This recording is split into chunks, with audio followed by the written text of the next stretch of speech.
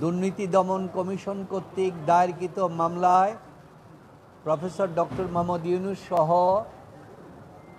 14 জনের কালকের উপস্থিতির জন্য দিন নির্ধারণ আছে এবং জামিন আবার কোর্ট ট্রান্সফার হয়েছে সেই 4 নম্বর বিশেষ আদালত 4-এর বিশেষ জজ আদালত 4-এর সেখানে প্রফেসর ডক্টর মোহাম্মদ ইউনূস সাহেব সশরীরে উপস্থিত থেকে অন্যরা সহ জামিনের প্রার্থনা করবেন। কিন্তু এখানে একটা জিনিস আমরা দেখতে পেয়েছি যে এর আগে এই মামলাটা ছিল মেট্রোপলিটন সেশন জাজের কাছে, উনি এটা বদলি করেছেন বিশেষ আদালত 4-এর কাছে। দুজনেরই অবস্থান কিন্তু সম, দুজনেই ডিস্ট্রিক্ট জাজ। উনি সেই আদালতকে বদলি করেছেন, কিন্তু উনি অর্ডারে দিয়েছেন আগামী 2 তারিখ চার্জ হিয়ারিংয়ের জন্য। একজন সম জাজ বিচারিক আদালতকে কখনো নির্দেশ দিতে পারে না চার্জ হিয়ারিং করার জন্য।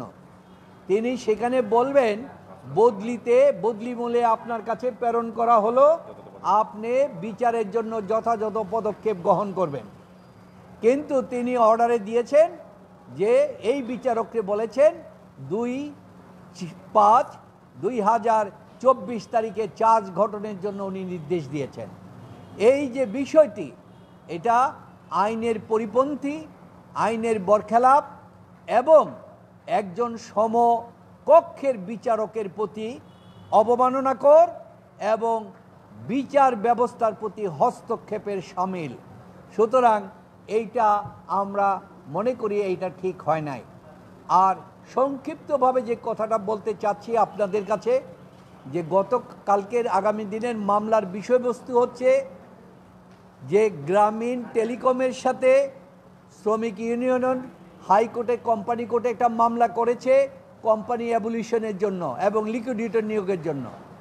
এইটা যখন হয়ে গেছে তখন তাদের সাথে একটা সমঝোতা চুক্তি করে। সমঝোতা চুক্তিতে সিদ্ধান্ত হয়েছে 437 কোটি টাকা শ্রমিকরা পাবে তাদের 5%-এর হিসাবে। ওই টাকাটা দেওয়ার আগে তারা বললেন আমাদের আইনজীবী এবং অন্যদেরকে মামলার কিছু খরচ আছে, আমাদের অ্যাডভান্স দেন 26 কোটি টাকা। তাদের 26 কোটি টাকা অ্যাডভান্স দেওয়া হলো। এই অ্যাডভান্সটাকে বলা হলো দুর্নীতি। কিন্তু এই যে 437 কোটি টাকার বাকি অংশ শ্রমিকদের নামে যে চেকের মাধ্যমে তাদের ঠিকানায় পাঠানো হলো এবং তারা যে টাকা পেল ওইটাকে দুর্নীতি বলল না। যেই মামলাটার টাকাটা প্রধান মামলা, তাদের প্রাপ্য মামলা, তাদেরকে দেওয়া হলো, ওইটা যদি দুর্নীতি না হয় তাহলে অ্যাডভান্সটা কিভাবে দুর্নীতি হলো? তারাই আন্ডারটেকিং দিয়ে বলল আমাদেরকে অ্যাডভান্স দেন। এই দুর্নীতি দমন কমিশন একটি নতুন গল্প তৈরি করেছেন। আজকে বাংলাদেশে গল্প লেখকের অভাব হয়ে গিয়েছে। দুর্নীতি দমন কমিশন আজকে এই ধরনের গল্প লেখে ডক্টর মোহাম্মদ ইউনূস এবং অন্যদেরকে হয়রানি করছেন, মিথ্যা মামলা এবং অবাস্তব মামলার অবতারণা করে।